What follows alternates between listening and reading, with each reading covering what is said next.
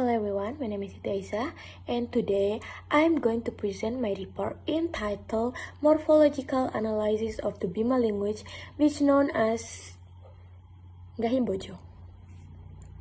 In this presentation, I will explain the vocabulary, morpheme analysis, example of inflectional and derivational morphology, and a comparison between the Bima language and English. Let us begin. First of all, I collect 25 words of Bima vocabulary to analyze their structure and meaning. Each word shows how prefixes, suffixes, and clitics work in the Bima language to express tense, aspect, or possession. For example, mangaha means the one who eats or will eat, rala means already go, umaku means my house, talau means let us go, and Manae means the big one. This example shows that affixation plays a very important role in the Bima language because it changes or adds meaning in the root word. Next, I analyze the morpheme structure of several words. A morpheme is the smallest unit of meaning in word. In the Bima language, we can separate free morpheme and bound morpheme.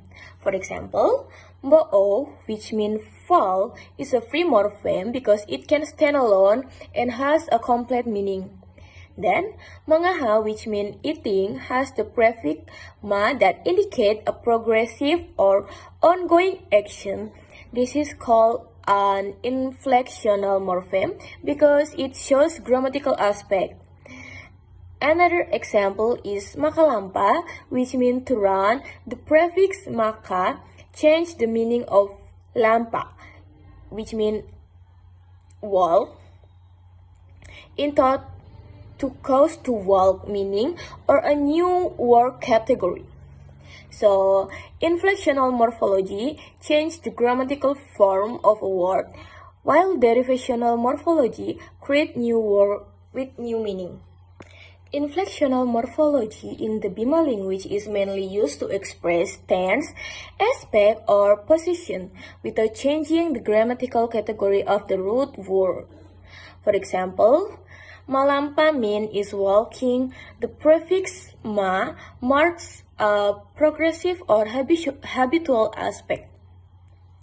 Ratunti mean it has been told. The prefix ra marks the perfective aspect, showing that the action is completed. Diweli means will by. The prefix di mark the imperfective or passive aspect, showing that the action will happen. Umaku mean my house. The enclitic ku shows possession and means my. Buamu means your fruit. The enclitic mu means your.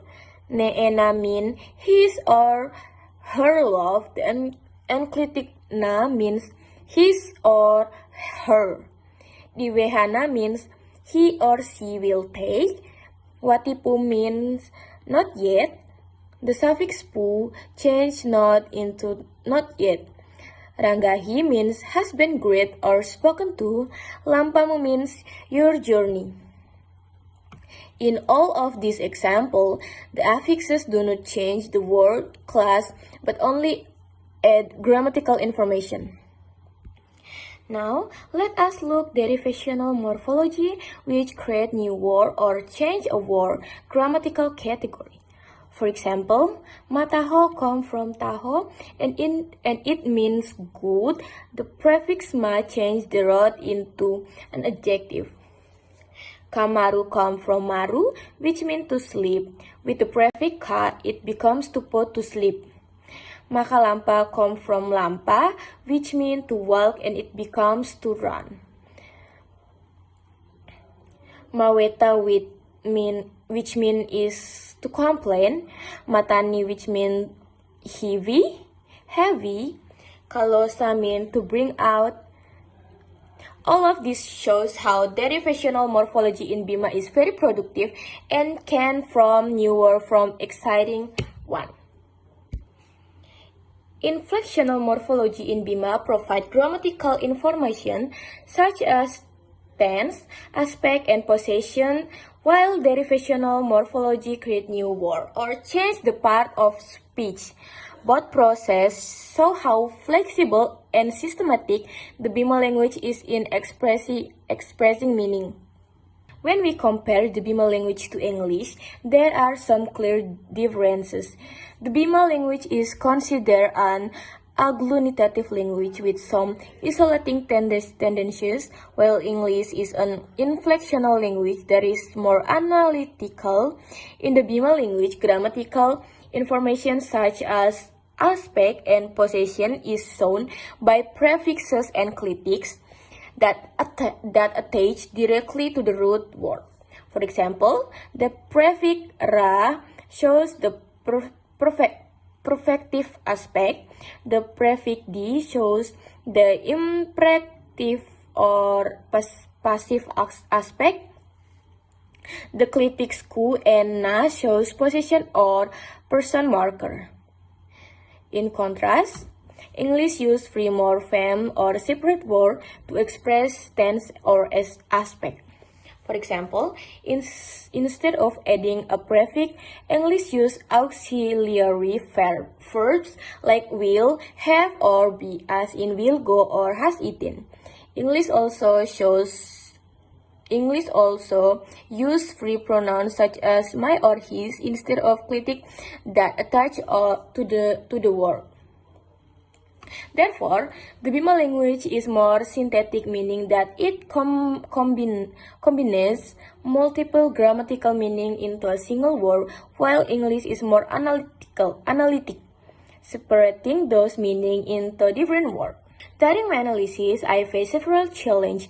One of the main difficult was the lack of standardized linguistic data for the Bima language. Unlike national language such as Indonesian, the Bima language does not have many official source or references books.